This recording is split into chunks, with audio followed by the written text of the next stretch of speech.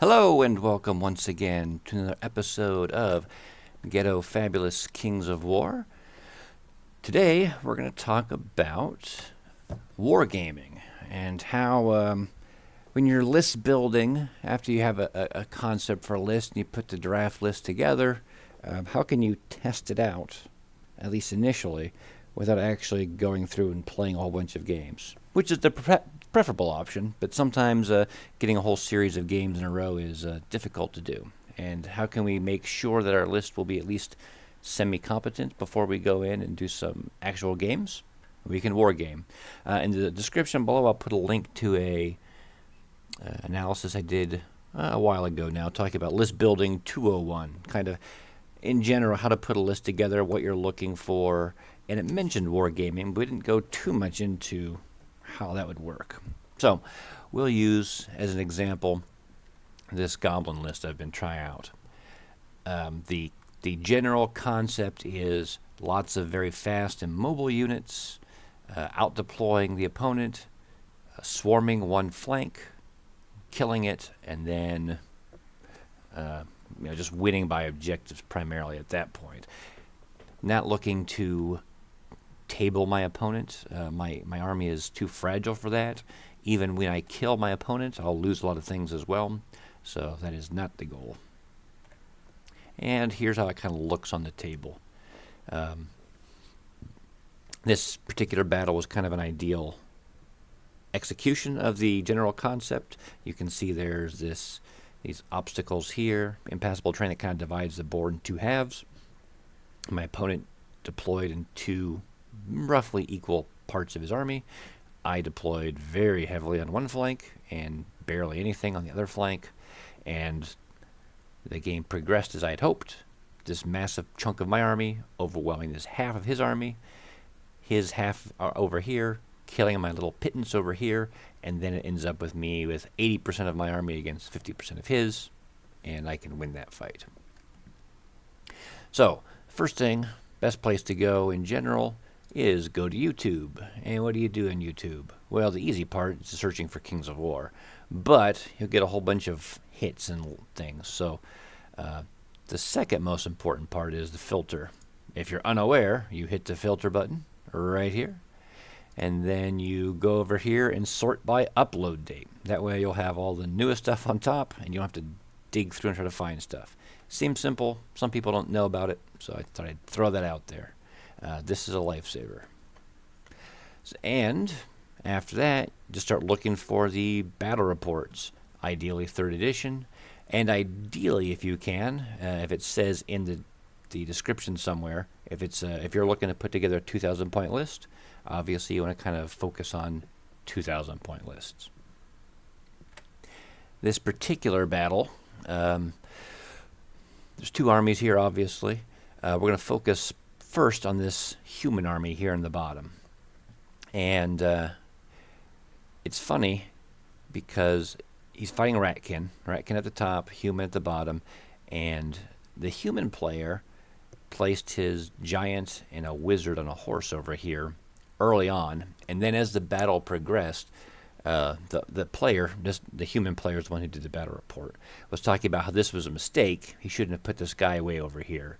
And his thought process was the Ratcan opponent was going to outdrop him. So he placed these guys over here first to see where some of the Ratcan were placed so he could place the majority of his army to counter it. But if you'd watched my previous battle, not my battle report, but kind of analysis for turn one, what to do before turn one, that's not the right way to do that. If you're going to be outdropped and you know it, you place slow units primarily, maybe like these infantry units, towards the middle of the board. Something's going to be in the middle. No matter if you're going to stack left or stack right, if you place slow units in the middle, the slow units can impact most of the board, and they're always going to be contiguous with your army. Putting something off by itself against an army that outdrops you just raises a chance of that thing being isolated and countered, which is what happened in this particular battle. So let's go through the human list first. We'll compare. It's got two giants,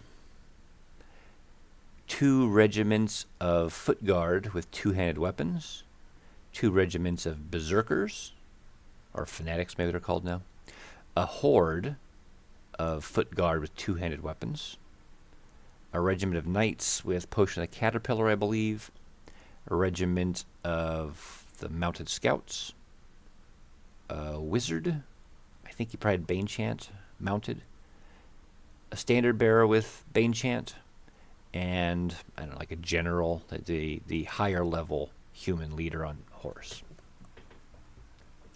All right, so you got that out of the way. Let's start doing our analysis. We're going to envision if our army was and you can go in depth. Like this particular battle had 5 objectives: 1, 2, 3, 4, 5. You could try to play out, what if my army was deployed up here? Where would I put my units?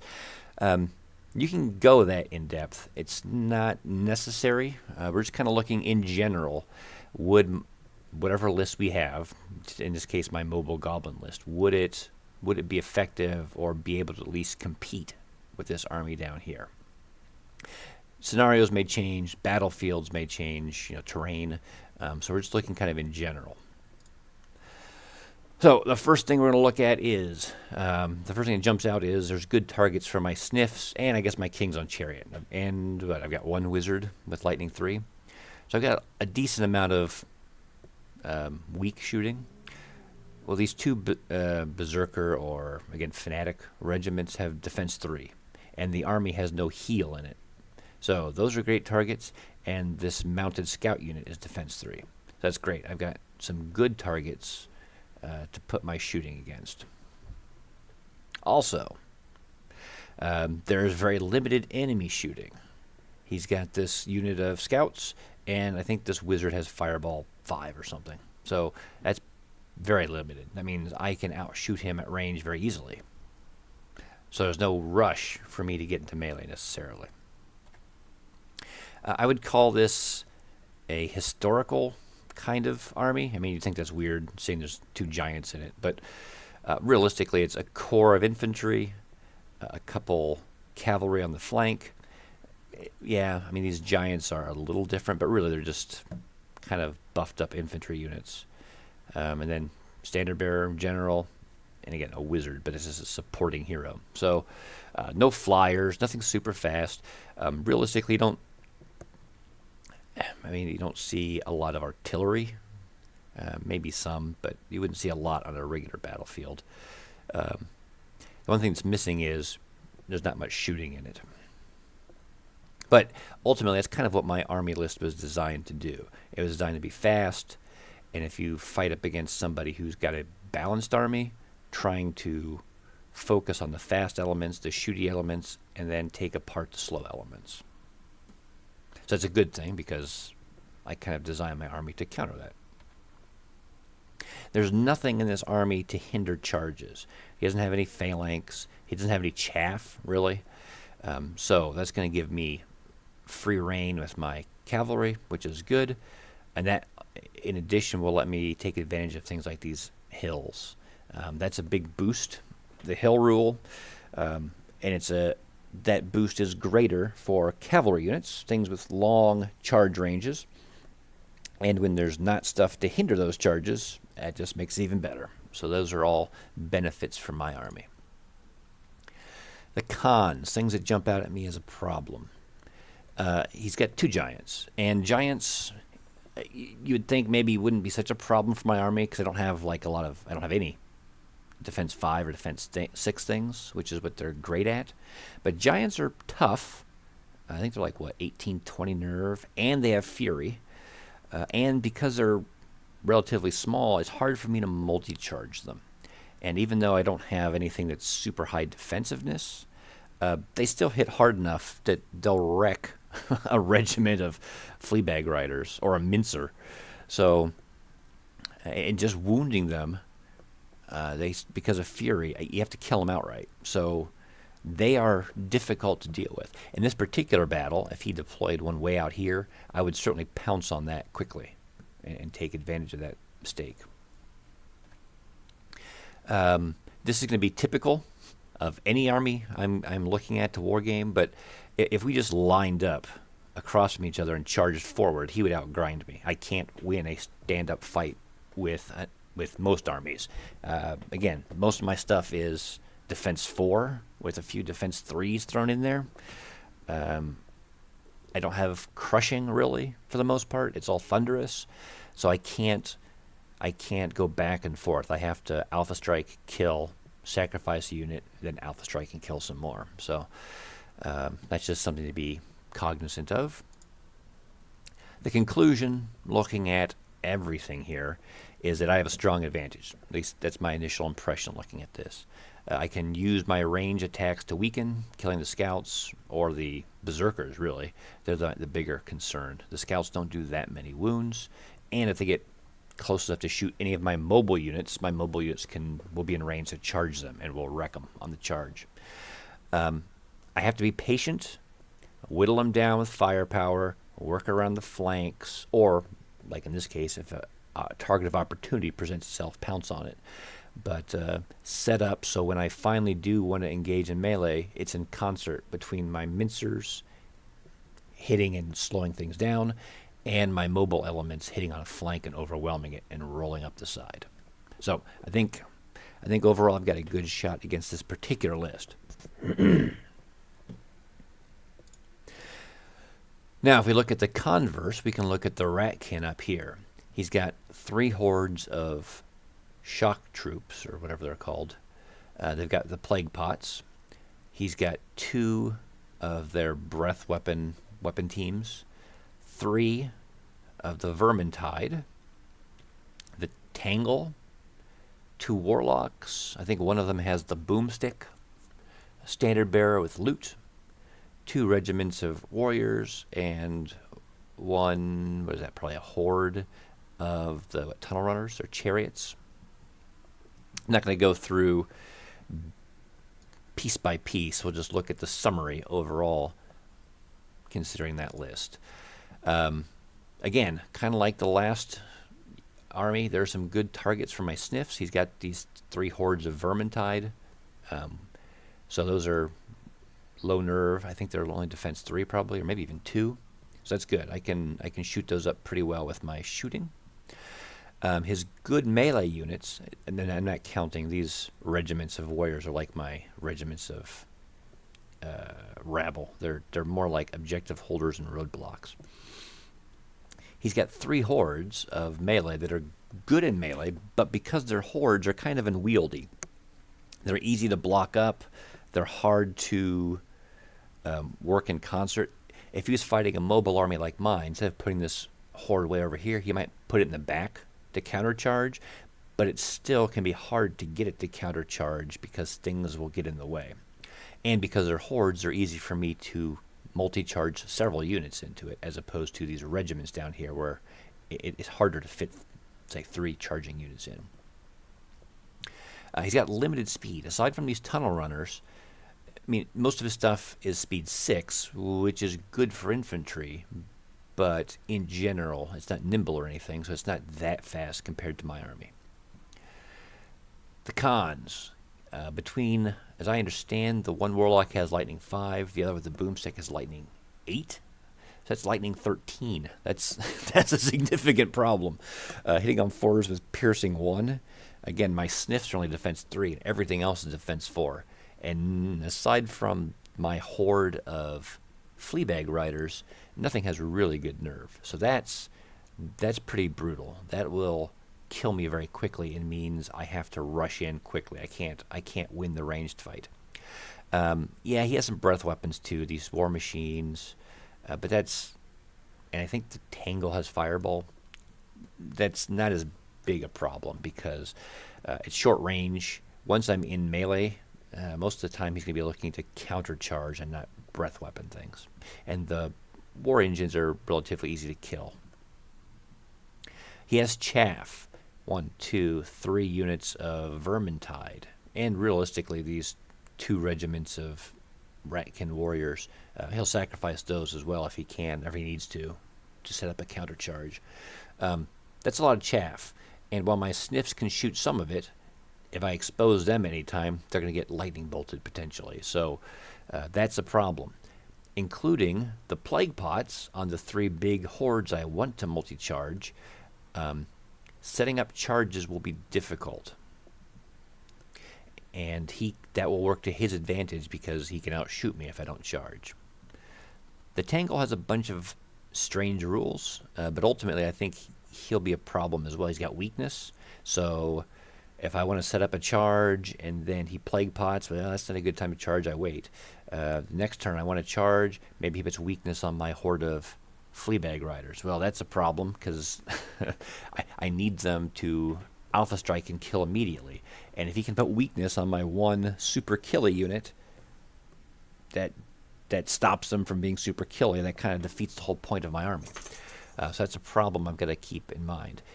It gives fury to units nearby.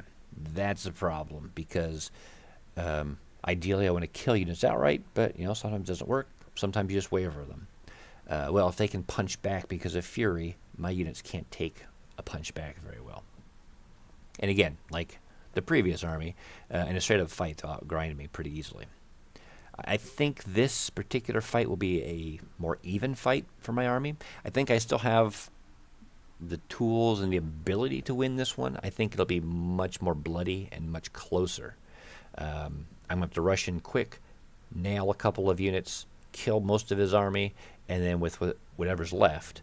And I can envision maybe a unit of sniffs getting hit really hard and wavered, and then they just back up, hide behind a hill or something, and then run away and go contest objectives or quarters or whatever the actual scenario is. Because anything wounded will die immediately to lightning afterwards. So I'm going to be very careful in this fight. But I think at least this is an even fight for me. I think I have a chance. So that's kind of what you're looking for. Won't go nearly in depth now. Now you see kind of the general thought process of what you're doing. But here's another battle report. Same guy, different armies. Basileans or Basileans up here. 2 hordes of spearmen. 2 regiments of knights with 2-handed weapons. 2 regiments of knights mounted. 2 troops of Gur Panthers. 2 heavy arbalists. Alohai. High Paladin on horse, and a Ogre Palace Guard Captain. So again, this particular army is kind of a balanced traditional approach. It's got a little bit more because of the flying here, and it's got a little more shooting because it's some artillery now, but in general it's infantry corps, cavalry. It's got some screening units now. I think this is a more balanced all-comers list. I still think in these spear hordes you would think would give me trouble, and I'm kind of concerned that they would, because I can't alpha strike them. But there's other stuff around I can. And this particular army, unlike most Basileans, it doesn't have a lot of heal, so I could still shoot them with all my shooting, wear them down, alpha strike the faster stuff, or shoot first these screening units and then work my way around and flank them. The shooting here is a bit of a problem. It's not as bad as that lightning in some ways, but it is an issue because a couple hits from these will start killing my regiments pretty easily. So this one I think I can handle. This orc army down here is, I think, more difficult. And in some ways, you would look at it and go, it's all infantry. And I got to guess here because I don't have the list. But I think it was like 2 regiments of long axe and maybe a horde of long axe. 2 regiments of regular axe. 2 regiments of more axe. Then you got the drums. You've got 2 wizards, or like 1 wizard with heal and Whip It. I want to say Devo and start singing Whip It, but I don't know, the special character wizard. So that's a significant amount of heal because they've got multiple units here buffing them up to like heal 5 or something. And I think one of them may have the cloak. So he's got a lot of heal in here. He's got Gekamak, I think his name is, a special character that hits hard. And when you look at this guy knows how to deploy. He knows how to use this army. He's very tight in formation, and if I was to come in and, let's say, charge in and maybe wipe out some of the stuff, first of all, he would be, if he saw me swarming on one side, he would turn and face. I could charge and maybe kill something, one or two things, but he's going to countercharge a lot, and he's going to hit me really hard. And he'll wipe out units when he touches them. I don't have a lot to sacrifice, and he's going to try to force the grind game. Because of all this heal, my shooting is going to be kind of ineffective. It's not going to be enough to really wear down or wipe out any of these units. And these are regiments, so it's hard to get a huge number of units charging in. With this drum, they've got pretty high nerve. The drum makes it even higher. Most of them are defense 5, except for the Morax, which are hidden in the back to countercharge.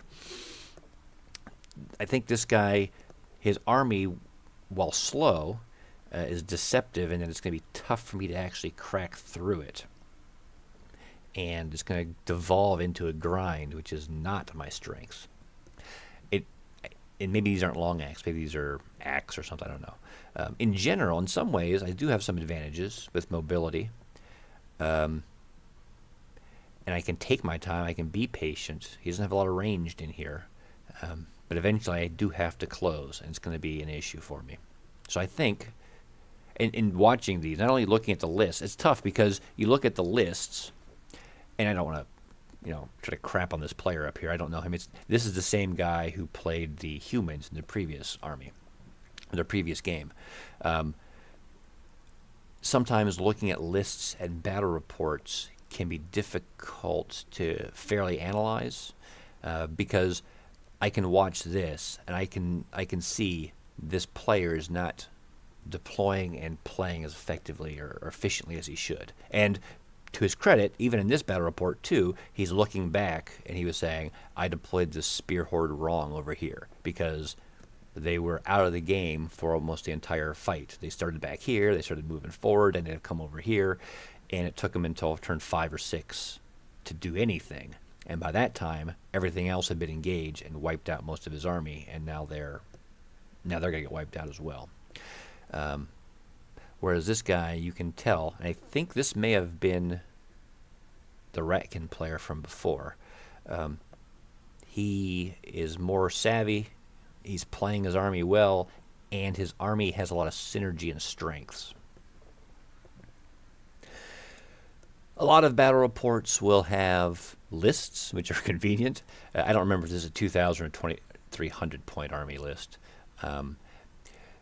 In some ways, this is convenient, and once you've played a lot, you can start just looking at the list and really quickly just get an idea of what is this army doing. Okay, this one's got a Revenant regiment and a Revenant horde. Oh, this is a cavalry horde. Okay, so it's got a cavalry horde, a werewolf horde. That's a lot of movement and speed there.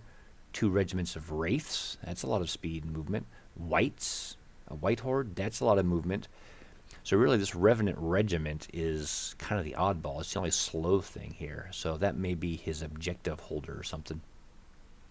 Revenant King on Undead Flying Worm. Lycanus. Okay, so he's got a lot of speed in here. He's moving around. He's got Morgoth and a Lich King with boots and drain life. Boots of levitation. So this is unusual. And if you listen to this battle report, he'll talk about this kind of test to see if this is a feasible thing. He's got 2 individuals that can fly 20 and throw out a lot of drain life. I don't know if Morgoth's like drain 8 or drain 9, but that's a lot of drain life. And as individuals that can move because of boots and his special rule, can fly their full 20 and cast it, that's going to be hard to shut down. My army does not have strong individuals, so I don't have any kind of melee-oriented individuals to shut down individuals flying around my flanks. That's a weakness and a problem with my army. And these two together would probably be very problematic for me to deal with. The best I could hope for is turning and shooting at them, but none of my shooting has to be piercing. They're individuals, so I'm not going to do a lot of wounds to them. And then they'll just drain life and heal each other. So, yeah, I'm going to have to almost entirely ignore these guys. That puts a lot of pressure on me to act quickly and maybe not set up the right charges. And he's got a lot of speed in here as well, so it's going to be hard for me to outflank him. This will be a tough tough fight for me just looking at the list. Here's his opponent's list. This army also looks really scary to me. It's why I think maybe it was a 2,300 point list, because this is an insane amount of stuff. 2 hordes of werewolves and 3 wraith regiments. So that's a lot of speed there. Wraiths fly. And then the werewolves are very fast and nimble, I believe. He's got a skeleton horde and a skeleton spearman regiment. So he's got a core of infantry with 2 Soul Reaver infantry regiments. I'm sure they're hiding behind, and then they countercharge out. He's got Lycanus, so he's got some more speed to run around here. He's got some chaff with the Death Pack regiments, a very strong character, another strong character, and 2 necromancers with weakness. And weakness, again, with an army like mine that kind of focuses on alpha striking, weakness is devastating as well. And he puts weakness on my horde of Fleabag Riders, and suddenly I've got some major problems. And with it doubled up like this, that's a real problem. I like this army a lot, actually. And you can look at it on the table here. And this down here is what I typically think of more with undead armies. When I first see an undead army placed, a lot of times I think, oh, I should have this battle. This is going to be easy. He doesn't have that many units. I think he's got 1 more off to the right here. But in general, not as many units as me. Individually, none of them look too scary. But with all the surge shenanigans and stuff, you think you can flank, you think you can move out, and suddenly they move a lot more quickly than you expect. That second undead army, is very wide frontage, a lot of stuff. And again, he's got a lot of stuff on the flank here. These werewolves that are very fast, they can swoop around. He's got surge, it can move stuff around. It's wide, but it's mobile. And a lot of these in the back line here, these 2 Soul Reaver regiments are very punchy. So even if you punch through the front and kill it and survive, these guys, because they're smaller than the hordes, can counterpunch effectively, can make these weird angles and fit in better, and they'll devastate things. The final one I'll say, another source besides YouTube to go to, you can find some battle reports on websites and blogs and things. I think this one's called PathfanOutcast. I'll put the links for it in the description below. This guy's he's a good player, and it's nice to read his reports because he really tries a different approach to Kings of War. I don't think he's had many 3rd edition battles yet, and I think the ones he has had have been trying his 2nd edition list and seeing how well they work, and realistically they don't. He played a multiple small unit elf list, so a lot of mobility, a little shooting, a little melee, a lot of speed. It worked well in 2nd edition, but with the way shooting has been nerfed and some of his units are irregular now, I don't think it works as well, and he's trying to figure out how to, or if he can, make a multiple small unit style list that'll be effective. He does his battle reports in a different program. I think this is called Battle Chronicler. I've used it a couple times. But you can you can look at this and still get a feel for how the army deploys, what the player is thinking with it. I mean, Paladin Knights, okay, so you got Knights on the flank. You've got Penitent Mobs, so a core of infantry, a cavalry flank, kind of traditional, but a lot of wizards, Phoenixes, who's got some heal, and a lot of fireball, I assume. Down here, his army, you can see, is much different. He works in little packets of troops. They're very mobile. They support each other, and they try to alpha strike together. Stormwind Cavalry, chariots on nobles, some Palace Guard regiments, Dracon Riders. These must be, I don't know what the FS are. I have to look at, he's got his list as well. So, different style, something good to consider as you're thinking your army through. Again, this is 2nd edition, but you would go through and not look at just kind of more traditional armies with a core of infantry, some cavalry, some shooting, but try to find some of these more exotic armies. And it's like, okay, this army has a very radical style. does my army at least have a chance to counter it? And this website's also very good because when he goes through, he does, like right here, you can see he does kind of an analysis, and he'll talk about what his thoughts were going into the game and what he's going to focus on, what his concerns were. So he's looking at that list. He's got a lot of range attacks, mobile phoenixes, the war wizards, the crossbowmen, arbalists. And that's his concern. It's really good at dealing range or damage at range. His army is fast, but it's fragile. So he's got to find some way to either counter those, avoid those, whatever. And he'll talk about that as the game progresses, how he deals with that. So, the conclusion, what are we looking for when we're doing our wargaming? It's a thought process, really. And we're just trying to identify weaknesses in a list we've designed.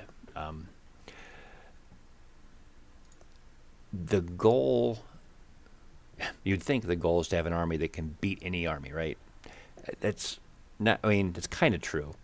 But you're not looking for an army that has an advantage against all other armies. That's going to be impossible. If you have a very shooty heavy army, it may struggle against things like Night Stalkers, things with a lot of speed, or things with stealthy or whatever.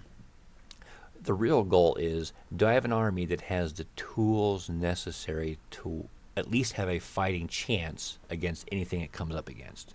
There are some armies, if you design something too radical, you're just going to get blown out of the water if you fight something that's got a bunch of hard counters to it. If you have a all-cavalry list and you come up against an army that's got a lot of phalanx, for example, and maybe some artillery or something, you may have some problems, or a lot of shooting of some sort. It's going to damage you at range, so it forces you to rush in, but if you rush in, you're just rushing into bad charges against units that are going to counter the only advantage you have, which is high thunderous. Whatever it is, and even, I was kind of looking up, let's go back, talking about this human army here, for example, or his Basilean army. I thought I had a strong advantage against this army list, but it was not going to be a walk in the park. This army is fairly balanced. It's got some core troops that are tough and can punch back and forth. It's got some giants that can take out heavily armored things and have strider, so they can contribute. And they're tough, so they can protect flanks and take quite a bit of damage. It's got some mobile elements. The thing that's really lacking in my mind is it doesn't have a lot of range, either in terms of speed for charges or for shooting to clear out chaff. So this army has the basic tools to be competitive. I just think it'll be at a disadvantage against most armies. But at least we'll have a fighting chance. It can kill enemy units. It can fight. It can hold objectives. It can cover the basics. So with a good general using this army to its fullest, it can at least hang with most enemy armies, with most opposing lists, and it will not hinder the general too much. And that's the advantage of these kind of, I don't want to say uninspired, but just kind of straightforward, balanced lists. It's got a little of everything. It's going to be effective, at least fairly effective, against everything because it's got a few tools to deal with whatever it comes up against. Same with this army here. This army is even a better example in some ways. It's got literally a little of everything. It's got a couple cavalry, a couple spear hordes, a couple punchier regiments. It's got some chaff. It's got some shooting at range. It's got a flyer and a monstrous, whatever it is, large infantry individual. It's got a few tools to deal with whatever it comes up against.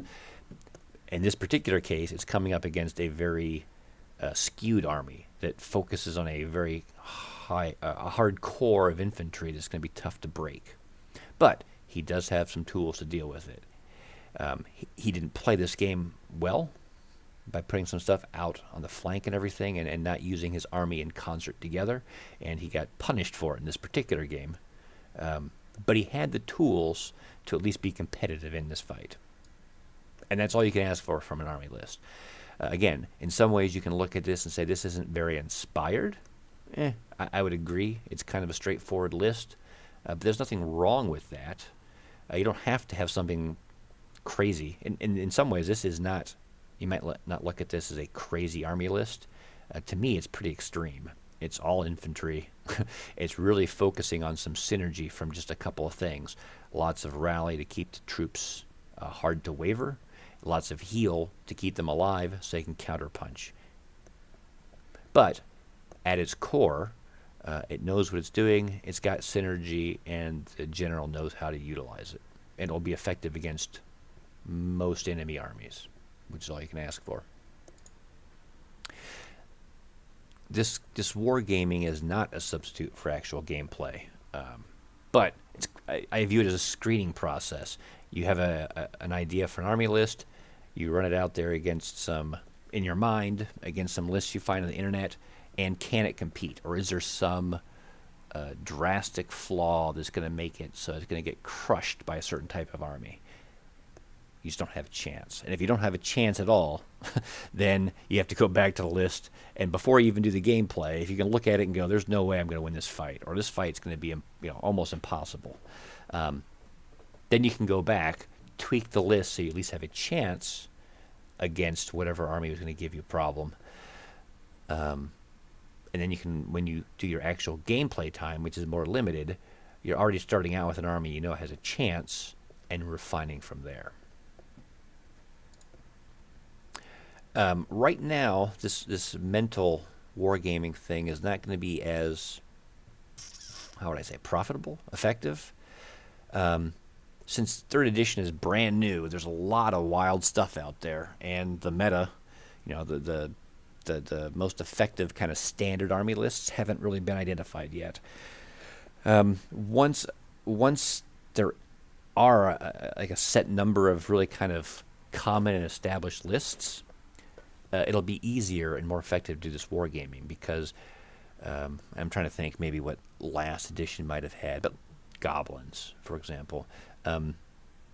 You would find some goblin armies that were very shooty, max out on war machines and a couple shooting units, and then just have a few counter punchy units, and they're trying to hold you up while they shoot you to death. They may have undead with a bunch of vampires, some of their mounted cavalry or something. They're really focusing on those guys. Whatever it happens to be, there's certain standard armies you're going to see in the different army lists. So it's easy to go through, you scrub quickly in your mind, can I counter these really common types of armies that are out there and I know are effective? Right now, everything's in flux, so you're not going to find, okay, most undead armies are built like this. As we saw up here, there was 2 undead armies, and they were very, very different because there isn't an established meta. So that slows down the process now. But you can still gain a lot from going out there and just thinking through how your army will fight against the army lists that are out there. So there you go. My thought process on wargaming, how it works, how you should do it when you are trying to think through your list before you spend your precious gaming time. Let me know what you think of the comments. I saw some comments in one of my previous videos about what they want to see in the future, and I think this addresses some of it. My list building 201 video that, again, I'll link below, will address some of it as well, but I think because I don't get as much gaming time as I want in, I think I'll try to do is battle reports whenever I get the chance.